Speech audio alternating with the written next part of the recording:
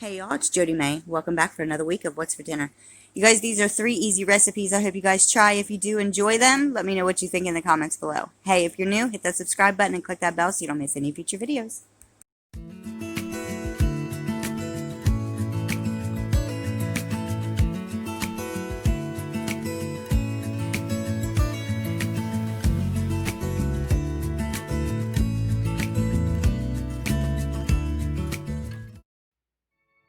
For this dinner, we had nacho tacos. They were really good.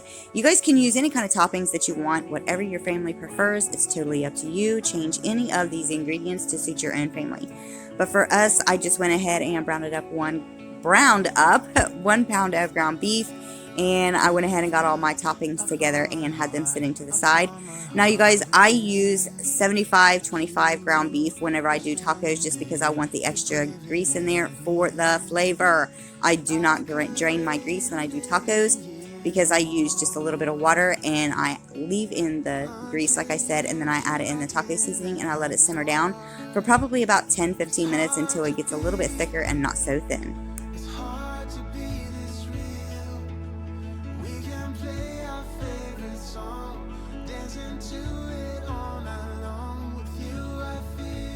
Now, like I said, you guys use any toppings that you want, but I used some cheddar, whatever they call it, nacho Doritos, and then I had black beans, some lettuce, some tomatoes, some sour cream, things like that. But like I said, you guys can top it with anything you want, but instead of using shredded cheese on these, I did go ahead and use the nacho cheese. Oh my gosh, you guys, it is so good, and I hope you really do try these because they were absolutely fantastic.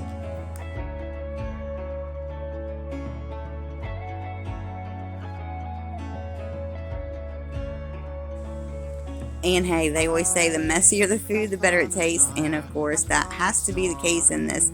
You guys, I do top mine with some pepperoni. You guys can leave it out, but I'm telling you, you guys must try it with the pepperonis. They are really good.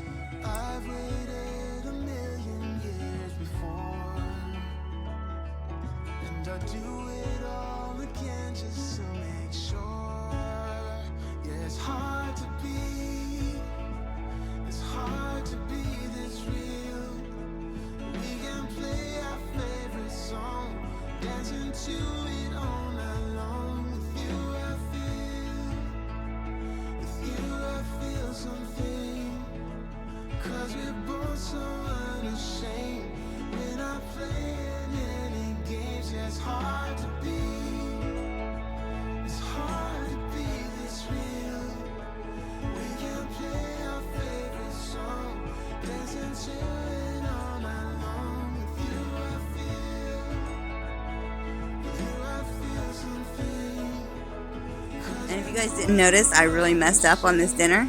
I forgot to put the hamburger on top of the chips, so I had to top the whole dinner with it. Hey, but leave it to me. I'm going to screw something up. But I hope you guys try this one. It was really good. For this dinner here, I made tuna casserole bake, and you guys, it was so good. I hope you guys try this one too. It really turned out good. Now for this here, I went ahead and I got my water on to boil on the pan. And in the pan, you guys, I can't edit this again. This is like 50th time that I've tried to edit this clip here. I'm going to try to make it through this time without making so many mistakes. But after I got the pan on the stove to boil the water, I went ahead and added in all of the rest of the stuff into this bowl. Now, I did not care for the dryness of my casserole, so I would suggest using probably half a cup or maybe a quarter of a cup of sour cream, or maybe 1/8 of a cup of heavy cream or something, just to give it a little bit more juice to it. But the flavor was, yeah guys, it was really good. But anyhow, all I do here is I mix in the soup, the peas, the tuna, the onion, anything that you're going to put in there. And then I go ahead and mix it up really good. A pinch of salt and pepper in there as well. You guys can put any kind of seasonings in it that you want.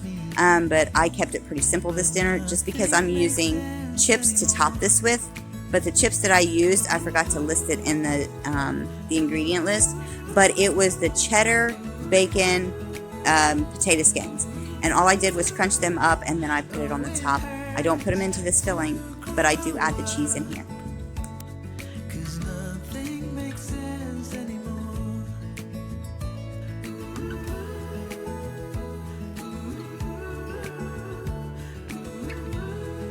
Now, once the noodles were cooked, I went ahead and drained them, and then I took all that filling and I dumped it into the noodles. I mixed it up really good, and then I poured it into my baking dish. Now, I did go ahead and preheat my oven at 350 degrees, and I topped this here with the potato chips.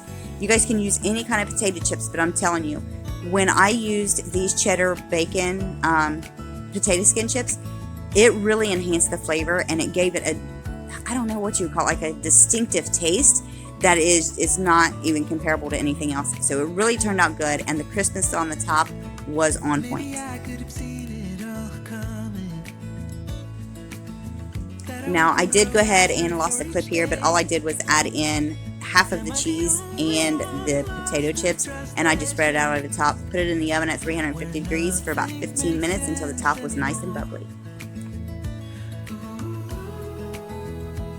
For this dinner here, I made partially a Philly cheesesteak crescent ring. Don't let my cooking skills intimidate you, guys, because trust me, it's super simple to make. It doesn't hardly take any time at all. It does take a little bit of time to shape the ring, but it's still pretty simple. It's pretty basic. All I do here is I go ahead and brown my hamburger. I added in a salt and pepper. I added in some garlic, and I cooked the hamburger the rest of the way. Then I went ahead and added in my onions. And you guys, my local stores have been having a hard time getting me the green bell peppers and the red bell peppers. So I have not had them for any of my meals in a few weeks now. Anytime I do my grocery pickup, they don't seem to have them. So I had to make do with this because I still wanted to make it. I had it on my list to make for this week. But anyhow, all I did here was once the hamburger was pretty much done, I went ahead and added in the onion. And then I will add in the banana peppers here shortly. But all the main process to this is just cooking everything down first, and then you're going to sit it to the side and go ahead and form your crescent ring. Now, if you do by chance have the red and the green bell peppers, right now would be the time to put them in there. Let them just soften just a little bit. You don't want them to be mushy, at least for me. I like to have that crunch, so I would put them in right here as I'm putting the cheese in to get everything melted.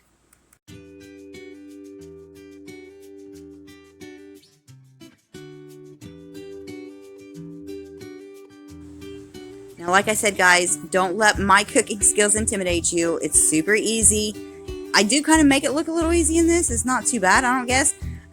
But just keep it super simple, guys. You guys can use a round pizza pan, but when I moved, I actually gave all my kids my other dishes, so I forgot I didn't have a pizza pan anymore. So anyhow, I went ahead and I just used my cookie sheet this time, and it still turned out really good. The shape stayed together, so I didn't have to worry about that. But all you want to do here is you just want to layer your crescent ring or your crescent rolls, whatever you want to call these crazy things. Anyhow, you want to place them side by side together. And then it did take me two packs to do this. But you got, like I said, if you guys use a pizza ring, you guys can make a smaller one. You guys can even make a bigger one if you have a bigger pizza pan. But just, whatever your family prefers, however many that you need or how big that you need it, that would depend on how much you need. But I only used 2. And then all I did here is I just stuffed it on the very edges. And then you guys can fill it more. You guys can definitely add more things to it. But here's the way I made it this time. And I'm telling you what, you guys, the flavor was so dang good. Like, it was amazingly good. Now, I forgot to put it in the description or in the ingredient list, but after these come out of the oven, and I followed the directions on the packs for the crescent rolls, but after these come out of the oven, I did go ahead and melt, it was probably about 4 tablespoons of butter, way too much, but just use maybe 1 or 2 tablespoons of butter, melt it down, and add in some garlic, mix it up, and then put it over the top of it, and let it cool off. And I'm telling you what, guys, it is so amazing. I hope you guys try this, and truthfully, it really is good.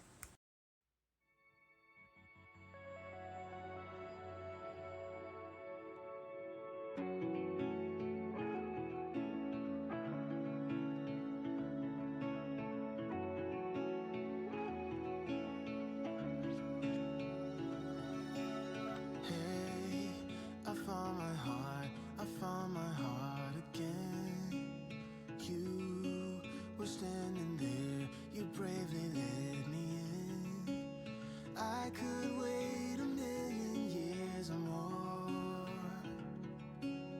until you came knocking at my door. It's hard to be this real. We can play our